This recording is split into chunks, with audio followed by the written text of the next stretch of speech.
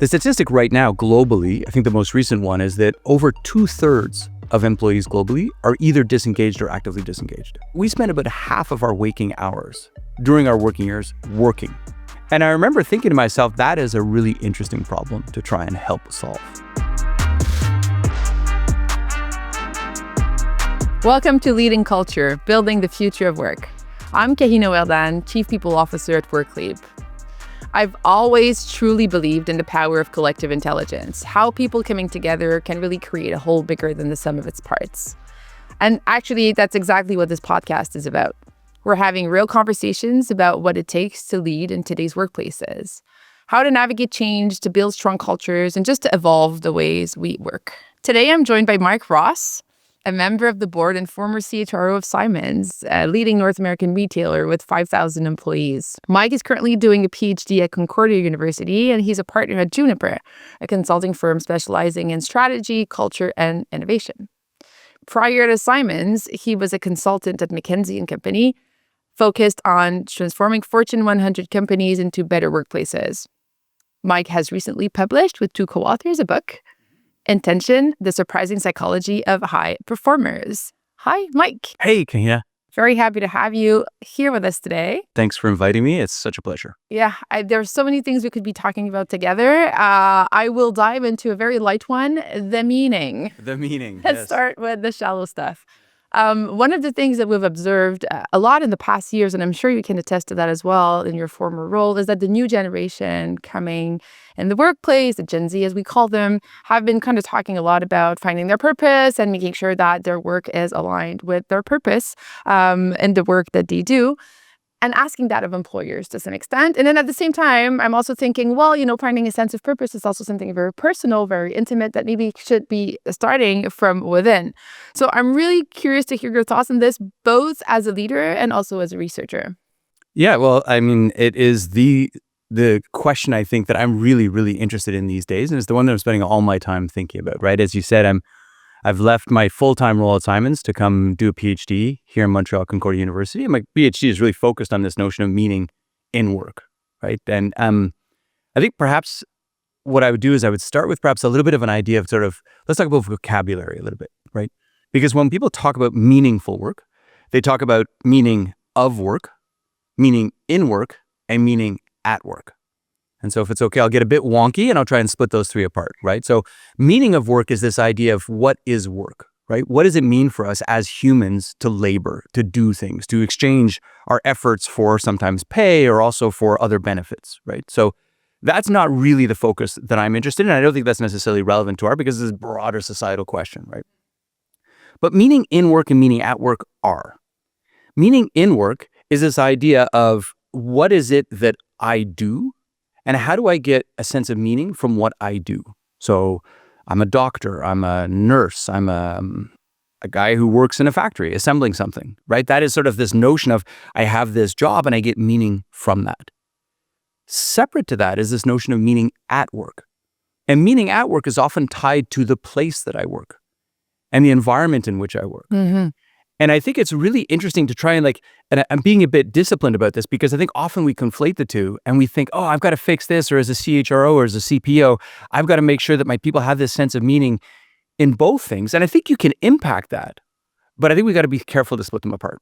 It's so interesting. And so meaning in work, meaning at work is very much linked to, I think, something I've experienced in my tenure in my role, which is around what can the employer provide and to what extent, yes, as opposed to what is something that I should be looking for. And maybe just an anecdote, that's something that we've lived a few years back. I was talking a lot about that at work, and we're talking about, finding your spot and, finding that place where everything is aligned and so on. And I started talking about this a lot to employees. And then some people would come and say, okay, so when are you finding me my spot? Give it to me. Give it to me, And then we kind of needed to rebalance a little bit the responsibility there between the employees and the employers when it came to that, to the extent that we were even paraphrasing him with JFK saying, well, don't ask, what the company can do for you. Also ask what you can find within yourself that will eventually benefit to the company. So maybe that's a good explanation to what I was experiencing in the field of meaning in work and meaning at work. Yeah. Yeah. And I think that as with all things, right, it's not binary, it's not black and white, right? In the sense that, as an employer, let's say I give you a task and your job is to assemble pens, right? And your job is just to put the little tip, you screw the little tip on the pen. That's all that you do. And you say, hey, I'd like to learn something else. I say, no, you're not allowed to learn anything else. Just do the thing I told you to and do it exactly the way I tell you. Well, I would say that as an employer, you're limiting my scope of ability to find meaning in my work. At the same time, you may say, hey, this is your company, right? I put you in place as the CEO. You can do whatever you want with it, all this kind of thing. If you can't find meaning in that, then maybe some of that responsibility lies on your shoulders, right? So I think that there's, as with everything, there's this balance between what we can ask of the employees and also what, as an employer, perhaps we have a certain amount of obligation to, and we could talk a little bit about some of the ingredients to meaning that researchers have found, and to sort of try to maximize some of those. Tell me about the ingredients. Okay, of meaning. no, but I was going to I have save tons of that other for questions. later. What are you talking about? Just jumping right in? It's happening now. Okay. So I think, look, there's lots of people writing all sorts of different things on this, right? But I think that if we think about classically, there's this notion that two researchers named Ryan and Deci created this thing called self-determination theory. Self-determination theory originally published in the 1980s. And this notion that they had is that we find flourishing, humans find flourishing in what they do when they have a combination of what they called competency, autonomy, right? And relatedness was theirs, right? Now, Daniel Pink came along and wrote a book called Drive, where he interpreted that and made his own version, mastery, autonomy, and purpose, right? And so we can have a long debate about relatedness of purpose, blah, blah, blah. But that's a good starting point for this, right? So competency, right? We can, and again, I'm going to do my best not to get too wonky on this, right? But we can go back to Aristotle and this notion of virtues and this notion of development of personal excellence, right? One of the things that as humans we want is to get good at stuff, right? And we want to feel like we're getting better at something. Autonomy, pretty obviously, is the opportunity for me to do what I want, right? And to make my own decisions. And then relatedness or purpose, again, we can argue about which one of those is the right answer, but this notion of either a connectedness to something, relatedness, or purpose, the sense of what I'm doing actually provides some service or benefit in some way. Let's take a step back and let's talk about competency, right? So as an employer, what is my responsibility towards you as an employee in terms of competency, right? Again, my example of the person who's just putting the top on the pen may want to learn, well, how do I assemble the other part of the pen? And I think as a good employer, you're giving your employees opportunities to enlarge their skill sets. What people say when they leave an organization, progression. I wanted to progress. Exactly. I wanted to develop. I didn't get a chance. I want to learn. Right? I want to develop. But again, Aristotle, this notion of personal excellence, right? I want to develop. I want to get better at what I'm doing.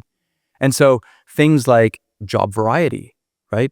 Or, increasing job readiness for a multitude of skill sets, right? Giving people rotational programs. Often organizations have rotational programs, things like that. That's the kind of thing as an employer I can do that gives you a greater sense of meaning in your work, but also obviously benefits the employer as well. It's very interesting. And it's just making me think about a lot of things as we're talking, because focusing on that, so meaning in work, might be something that's a bit more, I don't know, maybe less risky than the meaning at work, because I'm thinking, and again, going back to my old days, we're both former lawyers. I was not going to mention that, but here I am mentioning it.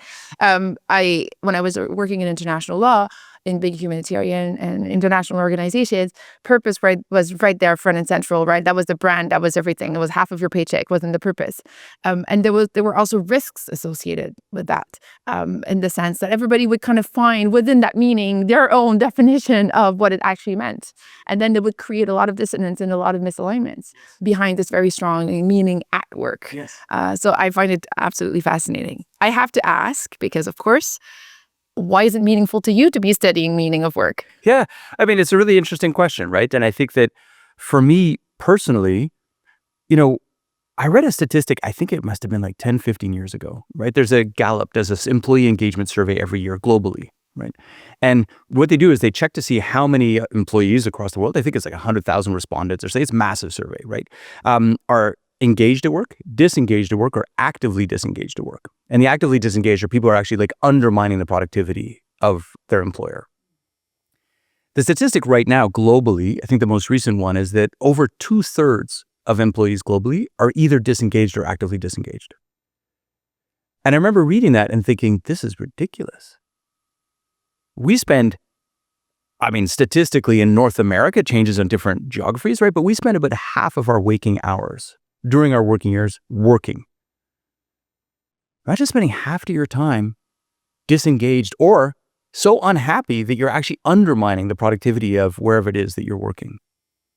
Now, we can argue the statistic, maybe it's a little bit higher. I mean, obviously, Gallup is a consulting company that's trying to help people fix these problems. So there's some skepticism, perhaps, that's fine.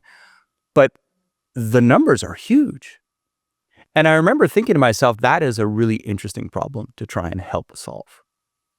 It's very interesting because now I feel like I'm already getting tools from our conversation on how to interpret that. Because when I see those surveys coming out, I mean, it's like I have a dual reaction. There's like the former unhappy employee that I was once as a lawyer and who's thinking, well, I worked hard. I looked for purpose and meaning in my work and I changed fields and I did all of that. And that was on me and no one helped me out. And so, that's up to me to do. And then there's the employer in me who's also like looking at the survey and saying, oh my God, what a heavy burden. What does that mean? Like, is it on me? Is it on us? And so the meaning in work and at work for me is solving a lot of things, just in the framework of analyzing and thinking about the whole thing, because I think that there's also that reaction. And I'll be really curious to hear people who are listening to this and their own experience and their own reaction to those statistics. Because sometimes what happens is it's so overwhelming to see that you don't know as an employee what to do about it. You don't even know if it's on you to do it, really. And there's part of you that's thinking, well, figure it out and then come and join my company. I find that it's complicated to navigate. Absolutely. Absolutely. And I think that the, as you rightly point out, right, I think it's a balance. But I find that that's very useful because, again, it's sort of saying, okay, what part of that do I want to take responsibility for? And what part of it do I not? Right. And it's not for me or for any of us to tell all employers globally, you must do these things, but it's choice making, right? And as we know, strategy is about making choices, and HR or talent strategy is around what are the choices that we're going to make around what it is we're going to help our employees find, and what are the things we're going to leave it to them to find for themselves. Right. And then sometimes within, a same organization, you're going to have cycles and phases and stages. And sometimes you're in a moment in time where you don't have a lot of runway to offer employees, let's say, to develop and to progress because there's an urgency on that front. And other times you will. And it's also aligning the reality with the choices we make. But that meaning in work, out work is such an interesting distinction for that because, for example, organizations that are in times of crisis, right? I was at Simon's during COVID. Right? We're a retailer. And I mean, gosh, right? Like stores are closed. Everybody's wearing masks. Here in Quebec, there was lockdowns, right? There was curfews, all this kind of thing. It's a really tough time. So there's no training programs, no development opportunities. It's all hands to the pumps. Let's just try and survive, right? We had our buyers, being a fashion buyer is a wonderful job. You travel around the world. We had them in the factory, in our distribution center, loading clothes into boxes. Right? But interestingly, a lot of people talk about that as one of the most meaningful moments in their history in the organization, right? Because they're getting the meaning at work at that time, right? We're together, we're locking hands together, we're all here. I'm sitting next to the guy and that woman and this person and the HR, like I was there loading boxes, you know what I mean? Like Peter Simons himself came down and he's actually picking up things and moving them around. And there's this sense of togetherness that comes with that. Now, big debate. We're not going to get into it. This notion of, should work be a family or not, et cetera, et cetera. But again, there's different moments where you're going to pull different levers. And that meaning at work lever can be one that you pull, not even consciously, right? We didn't say, oh, we're going to do this because of what? No, you're just reacting to a situation. But it is something that can give people real sense of together belonging. I was going to say that said, so there's periods, but if you can manage to build on the sense of belonging of your employees, and I mean, I want you to tell the stories about that, the tattoo story at Simon, because then it's fascinating. But if you've built that sense of belonging, it's as if you have like more savings. Yes. You know what I mean? When a catastrophe arises and when push comes to shove, there's something already existing. And maybe it's easier to get to the meaning at work because you already have a sense of community or you have a sense that you're part of something already. So anyway, maybe it's obvious, but tell us the top. Well, I'll give a little plug, right? So for those of you who are not in Canada, right? I mean, Simon's is a Canadian retailer. It's 185 years. We're celebrating our 185th anniversary this year. It's the oldest privately owned and operated company in Canada. Crazy. Fifth generation, right? Peter Simons, who's with his brother Richard, are the two owners right now, are the fifth generation of their family to run this business, and they own the whole thing. So that gives you a lot of latitude, obviously, family business. But as a consequence, and certainly in Quebec City, where Simons is headquartered, when it grew up, there's a really deep, deep sense of an engagement that the organization has had with the community and with its employees. And so the joke is that one April Fool's, when I first started as CHRO, I sent this like email around to my team. The HR team is probably about 30 people. And I said, hey, if you get a tattoo, and Simon's has a very iconic logo, it's a little green leaf. If you get a tattoo of the green leaf, we'll pay half, right? So I was like, ha ha, I'm so funny, look at me, joke, joke, joke. 2 people emailed me back and said, what if I already have it? There are not zero number of people who work in that organization who have a tattoo of the logo of that organization. And there's a woman that I work with who her grandmother had worked there, her mother had worked there, and she worked there, right? And there's this sense of belonging that comes from that, right? And I think that, again, there's a big debate going on right now as to how much of that. You don't want to have perhaps too much of that, because then sometimes it can limit your opportunities, your decision making. But it is an incredibly powerful thing. And it's also something that I realized that when I was there, I had this immense sense of responsibility towards. I still feel that. I'm on the board, right? And I still feel that sense of responsibility, not just towards the organization as an organization, but also to the communities that it supports, both in terms of our customers and clients, but also our employees, right? And I think that if you operate with a sense of that obligation, and again, everybody makes their own decisions about where those lines are drawn, but creating that sense of meaning at work, that's where a lot of that comes from. Mm-hmm. Yes. And I wonder, it's 185-year-old? 185 years old. Yeah. So obviously there's a legacy, there's a history, there's a lot of, my mom's from Quebec City, so the pride and the green boxes at Christmas and exactly. Everybody Symbolic has stories gestures. Rituals. Rituals, exactly. That gets passed on from one generation to the next. Not every company has that. However, one thing I'm thinking about as we're talking is for employees who do have a strong mission or to kind of communicate it very regularly to their people, to be clear about it, to create those rituals and those moments where we're reconnecting to the purpose of it all. And ritual is such a powerful thing, right? Ritual, what's the difference between a habit and a ritual, right? A ritual is a habit that has a deeper meaning, simply put, right? And so as an organization, how do you create rituals within your organization? And, whenever I talk about Simon's is famous for the fact that when you go into the store and you buy something, they'll put it in the bag, and then the cashier will walk around the desk and hand you the bag personally. And everybody always remarks on that, right? And that's a ritual that is designed, it's chosen, but it's also something that's reinforced and reinforced and reinforced, right? And it's funny, I have this expression I like to use, which is culture is strategy. People have this idea that I can create a business strategy and then I'll worry about the business culture afterwards. The two have to be totally aligned. And so if you say that one of our distinctive advantages in the market is that we provide a level of customer service that's much more than everybody else, well, I have to create a culture where the people are willing to do that and they're engaged in that in a meaningful way themselves. And all these things tie together. So I want to go back to your researcher persona for a second. And I wanted to ask you, throughout the research you've done, meaning of work up until now, what surprised you the most in the findings that you've made? That's a really good question. I think Pratt and Ashforth, the study that I quoted earlier, right? They talk about meaning in work, they talk about meaning at work. And then they talk about this third thing that they call transcendence, right? And again, I'm a bit wonky, right?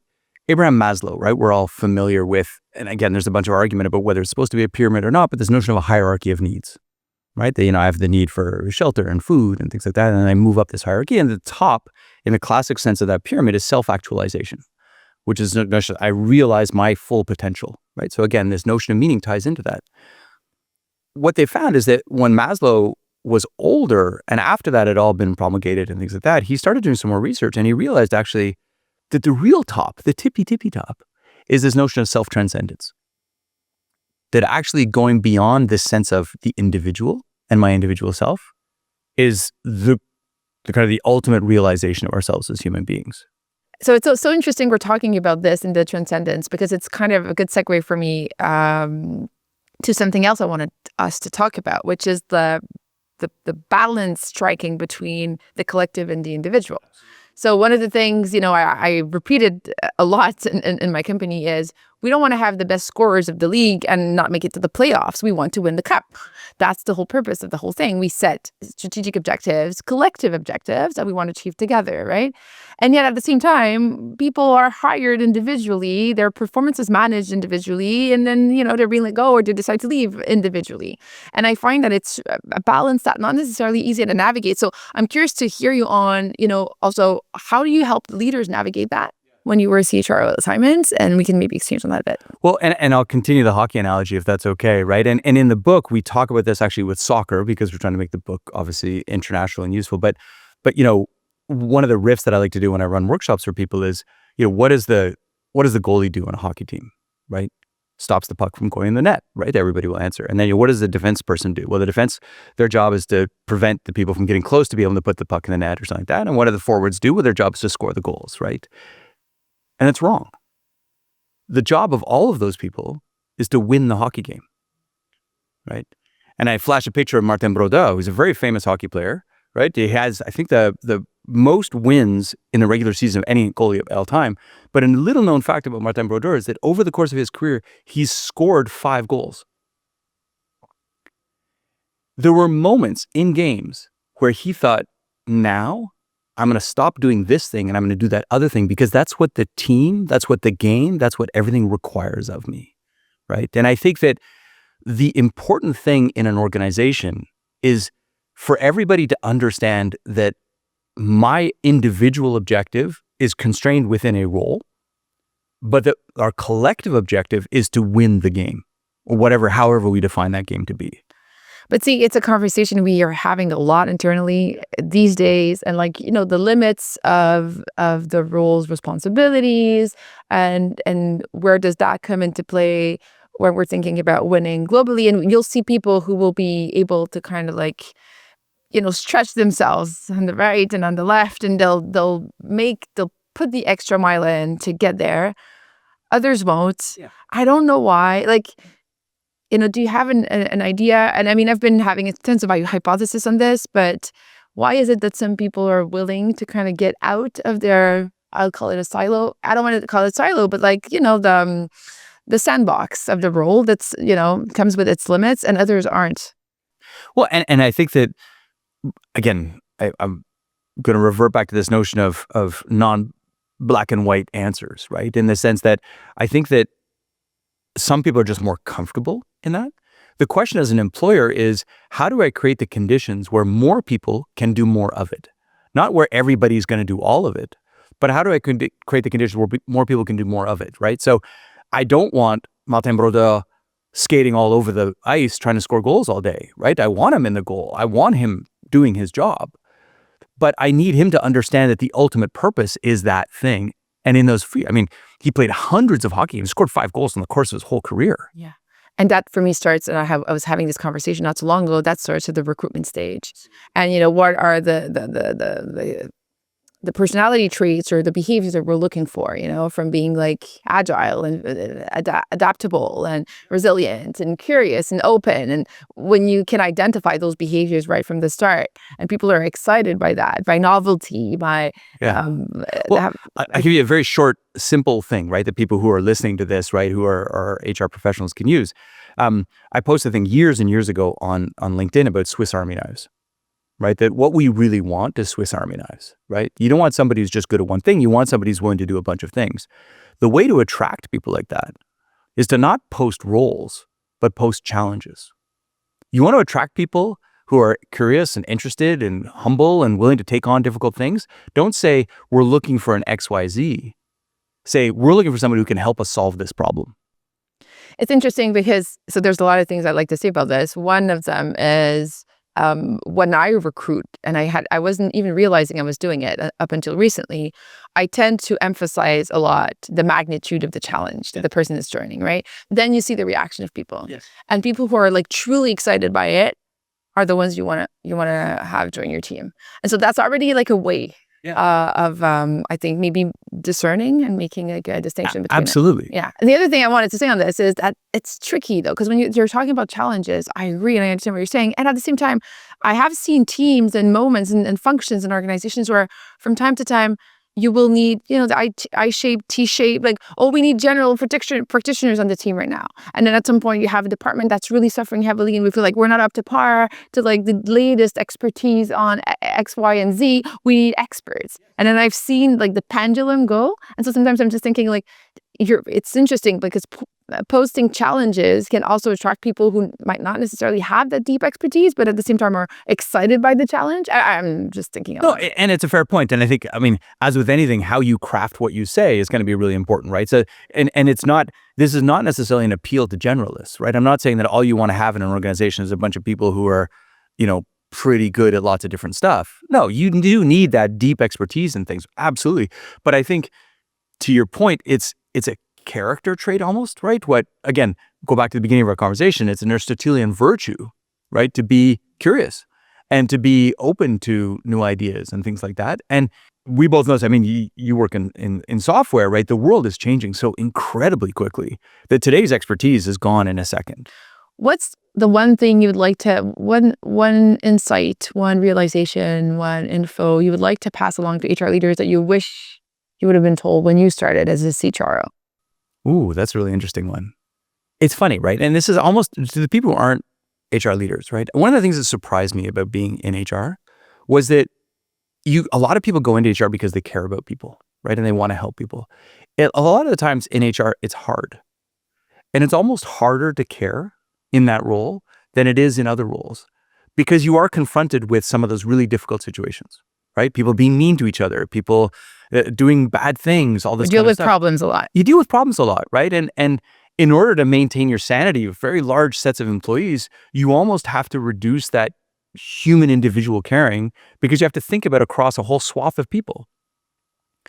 At the same time, my push would be fight that, right? Fight that urge to say, okay, what's the precedence for this, right?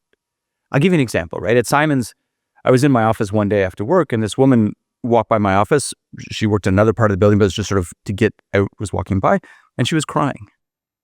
And the head of HR, right? Somebody's crying. You get up, you go see what's going wrong. And her bike had been stolen. This woman worked in our finance department. She was a clerk essentially, right? Did not make a lot of money.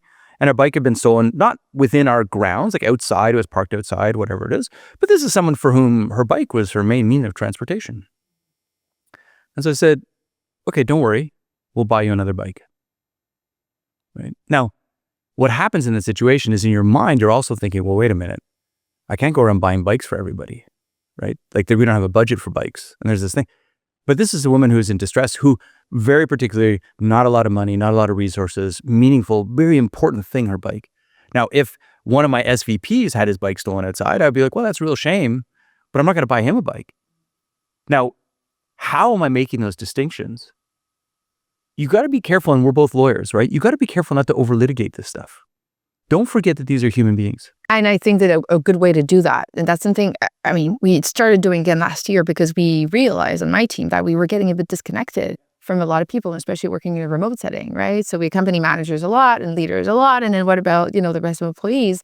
And one of the things we started doing last year was to do random coffee chats with employees. I was preventing myself from doing it because whenever I would reach out to an employee, they were always scared of why was I booking them. So I had HR is not your friend. Yeah. Well, to some extent, like, am I in trouble? What does that mean? And so on. So I had stopped reaching out to employees. But then we were doing a gathering. So twice a year, we gather all of our employees here from coast to coast because we have a bunch of employees throughout Canada and even in the United States.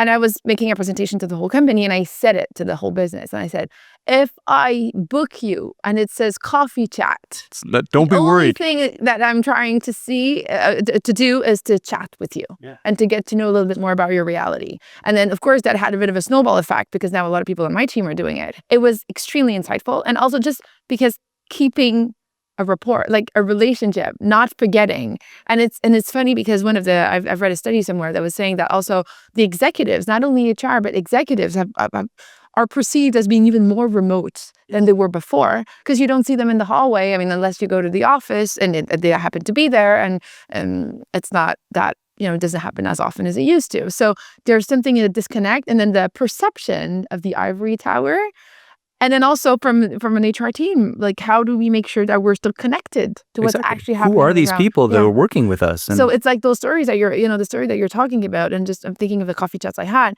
just reconnected.